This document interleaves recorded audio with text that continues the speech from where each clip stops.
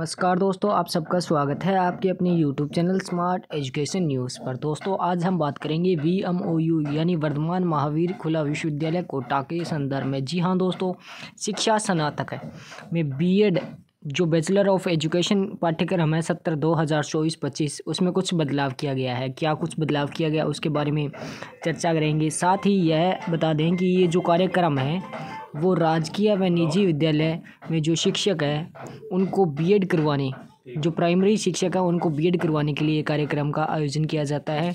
इसके बारे में जो विस्तृत वीडियो है वो आप हमारे चैनल पर देख सकते हैं। क्या कुछ अपडेट किया गया है इसमें, तो उस पर चर्चा करते हैं।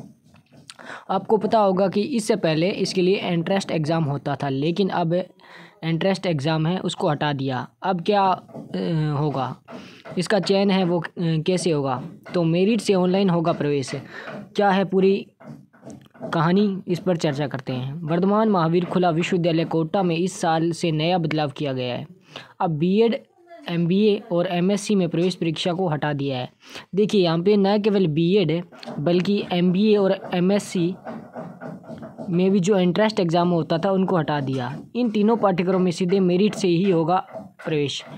अब जो प्रवेश दिया जाएगा वो इनकी जो मेरिट है, जैसे बीएससी की है, एमएससी की है, तो बीएससी बेस पे इनकी जो मेरिट तैयार होगी उनके आधार पर इनको प्रवेश दिया जाएगा।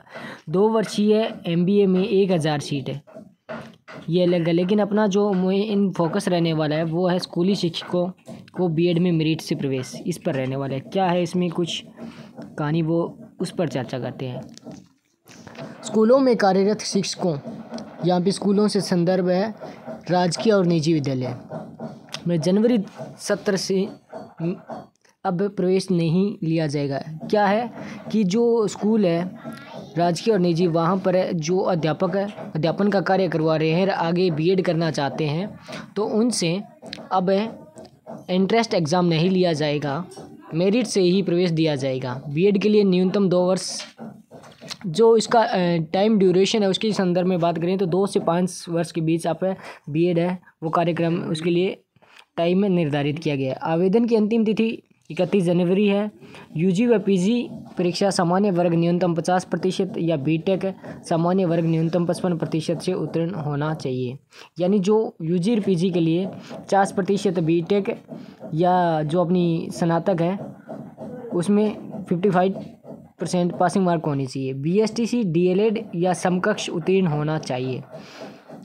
इसके बारे में हमने विस्तृत चर्चा कर ली है। अगर आपको कुछ जानना अतिरिक्त है तो आप हमारे जो वीडियो है चैनल पर उससे देख सकते हैं। आरक्षण का भी लाभ दिया जाएगा। इसमें क्या है, रिजर्वेशन है, जो भी कैटेगरी के लिए रिजर्वेशन रखा गया उस के बेस रख के भी जो कैंडिडेट है उनको लाभ मिलेगा। यूजी के आधार पर मेरिट बनेगी। यूजी में समान प्रतिशत होने पर 12वीं 10वीं के अंकों से भी मेरिट बनेगी। अब मान लो 5 सीट है, अब अंतिम में 15 टीचर है जिन्होंने अप्लाई किया है बीएड के लिए, तो उनके जब ग्रेजुएशन के मार्क है वो समान रह गए, इक्वल आते हैं, तो उनकी 10वीं और 12वीं की जो परसेंटेज है उनको भी बेस बनाया जाएगा। शिक्षण अनुभव में भी समान अंक होने पर उम्र को मान्य किया जाएगा। शिक्षण अनुभव जो टीचर लंबे समय से पढ़ा रहे हैं, शिक्षण अनुभव उनका समान रहता है, तो उनको क्या है जैसे एज को आधार बनाया जाएगा।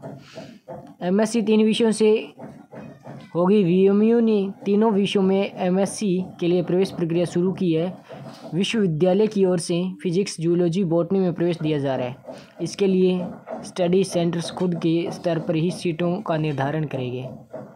ये हो गई। अच्छा, इसमें खास बात जो हमने पिछले वीडियो में चर्चा नहीं की थी, जो बीएड करना चाहते हैं शिक्षक है उनमें अगर महिलाएं हैं या जो छात्राएं हैं उनको क्या निःशुल्क मिलेगा प्रवेश, या निःशुल्क मिलेगा या छात्राओं को शिक्षण निःशुल्क मिलेगा, इसके बारे में चर्चा करते हैं। तो विश्वविद्यालय में छात्राओं के लिए निःशुल्क प्रवेश की व्यवस्था रहती है। एक बार तो छात्राओं को प्रवेश शुल्क जमा करवाना होगा। इसके बाद विश्वविद्यालय की ओर से सरकार को सूची भेजकर शुल्क का पुनर्भरण करवाया जाएगा। विश्वविद्यालय में प्रवेश लेने वाले अधिकतर छात्राओं की राशि रिफंड हो जाती है। ये वीएमयू जो प्रशासन है उसने इस बारे में जानकारी प्रदान की है। बीएड, एमबीए और एमएससी में एंट्रेंस परीक्षा है उसको आवश्यक देरी हो रही थी, तो इस कारण इसको रद्द कर दिया है। इसके लिए अब प्रवेश परीक्षा के बजाय मेरिट से ही प्रवेश देने का निर्णय लिया गया है।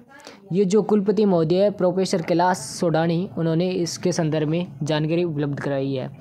आपको कोई भी बात समझ में नहीं आ रही है, किसी विषय पे आपको डाउट हो रहा है, तो आप कमेंट करके अपना जो डाउट है वो क्लियर कर सकते हैं। Thank you.